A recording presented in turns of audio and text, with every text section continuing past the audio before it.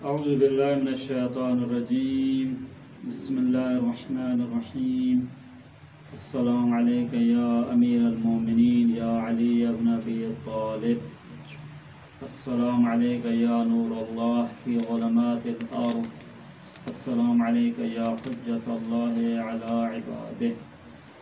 21 میں مبارک کی رات ہے، مولا علی ابن ابی طالب علیہ السلام کی شہادت کی رات ہے۔ مولا کی شہادت مناسبت سے آپ تمام عزیزان کی خدمت میں تعزیت و تسلیت پیش کرتا ہوں۔ شب قدر میں ہم امام علی ابن ابی طالب کی بارگاہ میں یہ عرض کرنے آئے ہیں کہ ہم اپنے آپ کو خدمت علوی کے لیے وقف کرنا چاہتے ہیں کہ امام پہ جو مظالم ہوئے ہیں، جو اس وقت بھی سوشل میڈیا پہ مظالم ہو رہے ہیں، اس کا دفاع کرنے کے لیے ہم ہر وقت حاضر ہیں۔ یہ شب قدر کی تقدیر میں ہماری پروردگار سے یہی تمنا ہے کہ ہماری تقدیر مکتب اہل بیت کی خدمت کے وقف قرار دے اور نسلوں تک اہل بیت علیہ السلام کا مکتب کو پہنچانے میں خداوند کریم ہماری نصرت و مدد فرمائے۔ خطبہ شکشکیہ کے حوالے سے یہ اعتراض کیا جاتا ہے کہ یہ خطبہ چونکہ اکرمہ سے ہے اور اکرمہ جو ہے ابن عباس کا غلام ہے اور اس کا مکتب اہل بیت کے ماننے والے اکرمہ کو قبول نہیں کرتے ہیں، قابل اعتماد نہیں ہے، پس خطبہ چونکہ اس سے ہے تو پس یہ خطبے کی بھی کوئی حیثیت تو نہیں ہوگی، پس یہ قابل اعتماد خطبہ نہیں ہے۔ اس خطبے میں چونکہ مولا علی ابن ابی طالب سلام اللہ علیہ نے خلفائے ثلاثہ کے حوالے سے کچھ گفتگو فرمائی ہے، جس کا لب لباب یہ تھا کہ میرا حق میرا تھا، ان لوگوں نے جو ہے ان کا جو قانونی طور پہ یہ خلیفہ نہیں تھے۔ اگر دیکھا جائے کہ یہ جو سند ہے خطبہ شکشکیہ کی سند فقط ابن عباس سے نہیں ہے، ابن عباس سے کافی 5-6 سند موجود ہیں جو ابن عباس سے نقل ہیں، ان میں سے 2 سند فقط اکرمہ سے ہیں۔ اس کی سند 7 سے زیادہ اسناد موجود ہیں خطبہ شکشکیہ کی، 7 سے زیادہ، جن میں سے فقط 2 میں اکرمہ ہے۔ ایک سند میں کیا ہے، خود زرارہ جو نقل کرتے ہیں امام باقر علیہ السلام، وہ امام زین العابدین علیہ السلام، وہ امام حسین علیہ السلام۔ امام حسین علیہ السلام فرماتے ہیں کہ علی ابن ابی طالب علیہ السلام نے کوفہ میں یہ خطبہ ارشاد فرمایا۔ لیکن کہاں پہ اب سند پہنچ گئی، ڈائریکٹ جنابی زرارہ نقل کرتے ہیں امام باقر علیہ السلام، امام باقر علیہ السلام امام زین العابدین علیہ السلام، وہ اپنے بابا امام حسین علیہ السلام اور وہ اپنے بابا امیر المومنین سے۔ دیکھیں سند میں اب کوئی نہ ابن عباس ہے نہ اکرمہ، کوئی بھی نہیں ہے۔ یہ کہاں پہ آئے سند دیکھیں، یہ اعمال شیخ طوسی میں ہے، درست ہے، اعمال شیخ طوسی میں صفحہ نمبر 372 ہے، مؤسسۃ البعثت ہے، دار ثقافت قوم، پہلی چاپ ہے 1414 میں یہ خطبہ موجود ہے۔ حدیث نمبر ترتیب جو دیکھا جائے اعمالی کی 803 نمبر ہے، اعمال شیخ طوسی میں یہ خطبہ جو کہ امام حسین علیہ السلام نقل کرتے ہیں اپنے والد سے۔ دوسری سند جو ہے زرارہ ہے، زرارہ نقل کرتا ہے امام باقر علیہ السلام اور امام باقر علیہ السلام نقل کرتے ہیں ابن عباس سے۔ دیکھیں ابن عباس اب کون نقل کر رہے ہیں، خود امام باقر علیہ السلام، یہاں پہ بھی اکرمہ شخص موجود نہیں ہے۔ یہ بھی شیخ طوسی نے نقل کی، اعمالی میں ہے، اس کی جو حدیث کی جو ترتیب ہے 803 ہے۔ تیسری سند جو ہے وہ کس سے ہے، عباس ابن عباس سے جو نقل کرتے ہیں ان کا اپنا بیٹا۔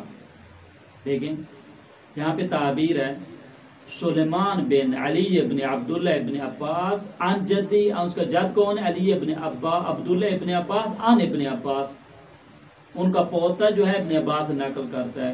کال انہوں نے پھر یہ کہا کہ مولا نے بصرہ جانے سے پہلے یہ فرمایا، یہ خطبہ، اور اس میں بھی جناب علی اکرمہ نام موجود ہو نہیں ہے۔ اگلی سند اگر دیکھیں تو عطا بن ابی رباح یہ نقل کرتا ہے کس سے، ابن عباس سے۔ یہ کس میں ہے جناب علی، دیکھیں یہ کتاب ہے مناقب علی ابن ابی طالب وما نزل من القرآن فی علی، صفحہ 134 میں ہے، دارالحدیث قوم کی چاپ ہے، 1422 کی چاپ ہے، اس میں یہ موجود ہے۔ اور اس میں جو ہے عطا بن ابی رباح ابن عباس سے نقل کرتا ہے، اس میں بھی اکرمہ شخص موجود ہو نہیں ہے۔ اب اگلی سند دیکھیں، میسم تمار نقل کرتا ہے مولا علی ابن ابی طالب، یہاں پہ نہ ابن عباس موجود ہے نہ ہی اکرمہ موجود ہے۔ یہ بھی کافی مفصل وہاں پہ جو گفتگو ہے، یہ آپ کو ملے گا جو ایڈریس ہے محمد ابن جریر تبری کی کتاب ہے نوادر المعجزات فی مناقب الائمۃ الہدی علیہم السلام، صفحہ 46 میں ہے، اور چاپ کی ہے مدرسہ امام المہدی علیہ السلام قوم والوں نے۔ پہلی چاپ ہے 1410 میں، بسم تمار نقل کرتے ہیں۔ اب دیکھیں اگلی جو دو سندیں ہیں اکرمہ سے ہیں۔ اکرمہ نقل کرتا ہے ابن عباس سے، علی ابن خزیم عن اکرمہ عن ابن عباس۔ یہ کس میں ہے جناب؟ معانی الاخبار میں، یہ انہوں نے نقل کیا۔ معانی اخبار شیخ صدوق کی کتاب ہے، جہاں مدرسین کی چاپ ہے، پہلی چاپ ہے 1403 میں، صفحہ نمبر 361 میں۔ ابن عباس سے کون نقل کر رہا ہے؟ اکرمہ نقل کر رہا ہے۔ اور ایک سند ہے کون سی؟ ابان ابن تغلب عن اکرمہ عن ابن عباس۔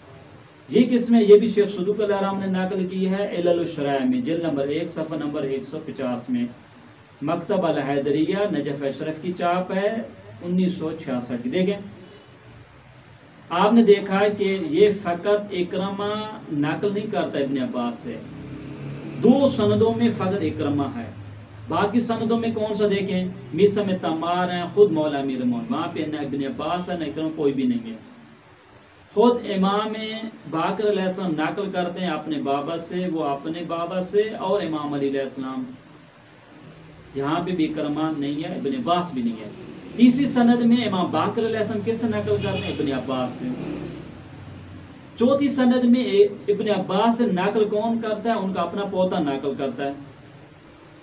پھر ایک سند میں کون تھا؟ ایک سند میں ہم نے بیان کیا، چوتھی سند شہتی، دیکھیں عطا ابن ابی رباح، وہ ابن عباس سے نقل کرتے ہیں۔ خوب اکرمہ سے کتنی حدیثیں؟ سند کتنی؟ 2 ہیں فقط، باقی جتنی اسناد ہے اس میں اکرمہ ہے نہیں۔ اگر اکرمہ غیر اعتماد ہے، قابل اعتماد نہیں ہے، تو فقط اکرمہ سے نہیں ہے، بلکہ اکرمہ سے علاوہ 5-6 اور طریق بھی موجود ہیں۔ خود میسم تمار ہیں، ڈائریکٹ امیر المومنین علیہ السلام سے۔ امام باقر علیہ السلام اپنے ابا اجداد سے امیر المومنین علیہ السلام نقل کرتے ہیں۔ عطا بن ابی رباح نقل کرتا ہے ابن عباس سے، درست ہے؟ پس فقط سند جو ہے اکرمہ والی نہیں ہے، درست ہے؟ اب یہ سوال یہ پیدا ہوتا ہے، ٹھیک ہے فرض کریں کوئی کہتا ہے جناب علی کہ ہم اس کو اصل نہیں مانتے، سند جتنی بھی ہیں تمام کی، اگر سند کو کوئی اعتراض بھی کرے کہ کوئی بھی سند قابل اعتماد نہیں ہے، لیکن آگے ایک قانون ہے، یہاں پر 2 قانون ہیں، ایک ہم اپنے مکتب اہل بیت علیہ السلام سے بیان کرتے ہیں، ایک برادران اہل سنت سے۔ ہمارے ہاں خود میسم بہرانی لکھتے ہیں کہ یہ جو خبر ہے، یعنی خطبہ شکیہ کے بارے میں جو روایت دی گئی، یہ خبر کون سی؟ مستفیض ہے۔ مستفیض اس خبر کو کہتے ہیں جس کا درجہ متواتر سے نیچے ہوتا ہے اور خبر روایت کے دوسرے اقسام سے اوپر ہوتا ہے، جس میں ممکن ہے یعنی کم از کم 3 افراد ہونے چاہیے ہر طبقے میں، اور اس میں ہیں موجود 3 طبقات سے اوپر آپ کو مل جائیں گی۔ فقط ابن عباس سے اگر نکال لیا جائے، خود زرا امام باقر علیہ السلام میں خود مستقل ہیں، اور جناب میسم تمار میں، 3 تو ہیں ہی صحیح، یہ ہو جائے کہ خبر مستفید۔ جب خبر مستفید ہو جائے تو مکتب اہل بیت علماء محققین کا نظریہ یہ ہے خبر مستفید میں سند کی بحث کرنے کی ضرورت تو نہیں ہوتی ہے، تو سند نہیں دیکھی جائے چونکہ مستفید ہو گیا۔ دیکھیں مرحوم صاحب جواہر الکلام فی شرح شرح الاسلام، جلد نمبر 10 صفحہ نمبر 286، دار الکتب الاسلامی تہران کی چاپ ہے، 6 نمبر چاپ ہے، 1363 کی چاپ ہے۔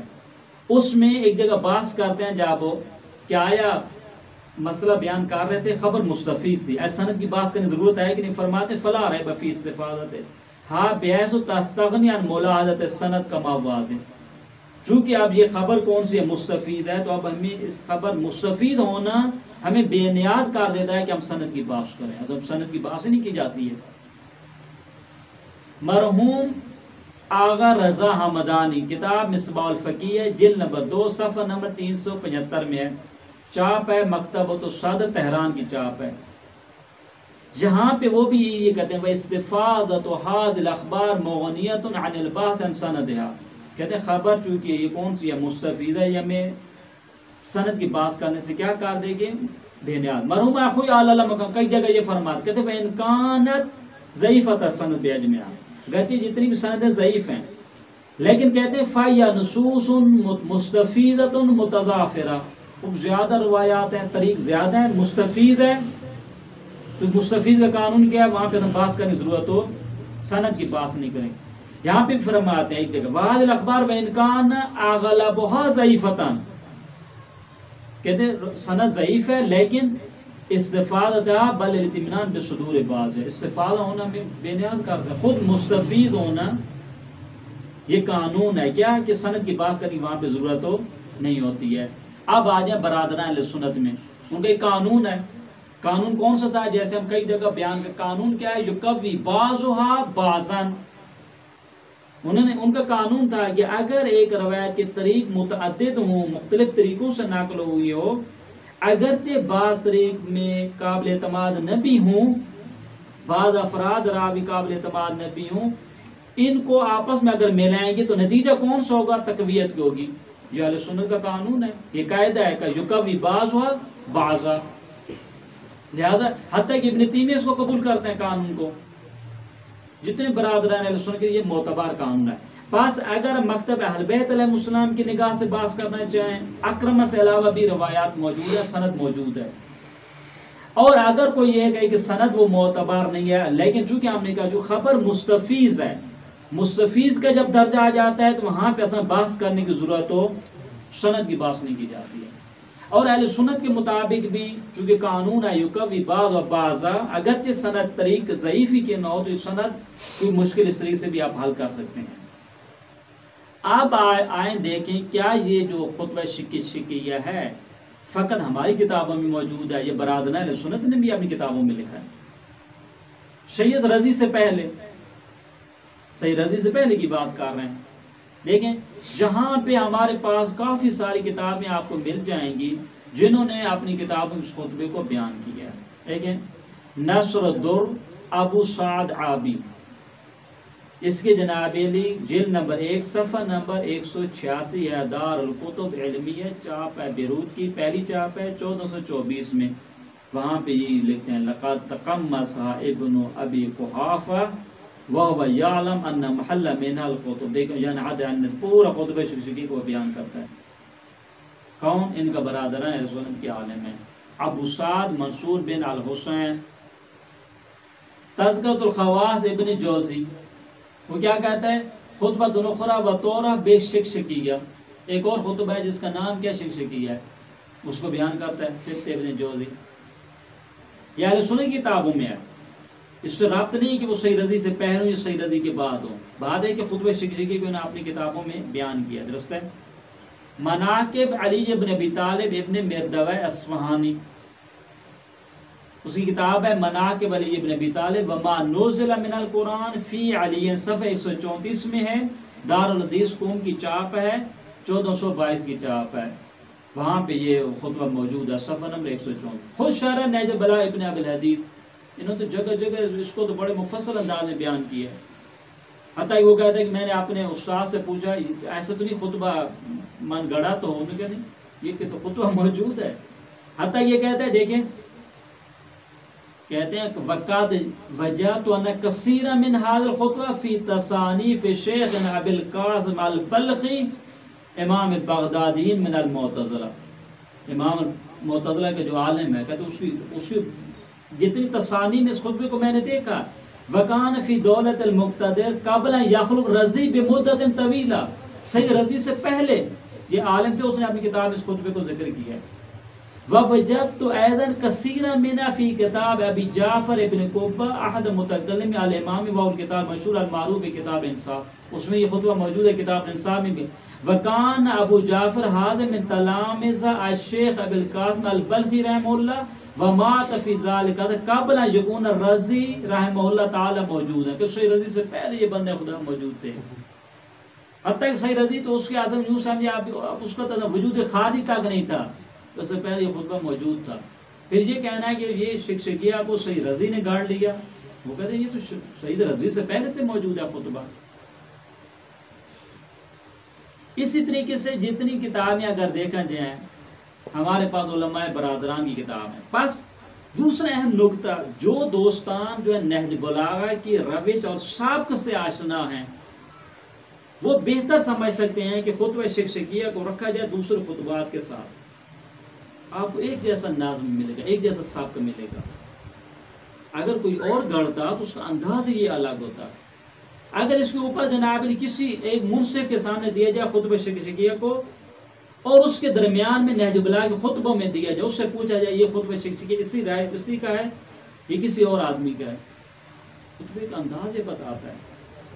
اور دوسرا خطبے کا جو مضمون ہے، دقت کیجیے، خطبے کا جو مضمون ہے یہ متواتر ہے. مضمون کیا ہے خطبے کا؟ خطبے کا مضمون یہ ہے کہ 3 خلفاء جو تھے مولا علی کی نگاہ میں یہ غیر قانونی تھے، یہ اس مسند کے مستحق کو نہیں تھے. یہ تو آپ کی کافی کتابوں میں مل جائے گا.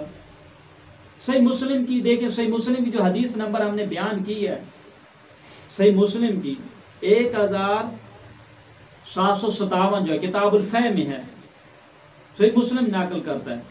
اور دوسرے جو بزرگان نقل کرتے ہیں ان کا کیا موقف ہے.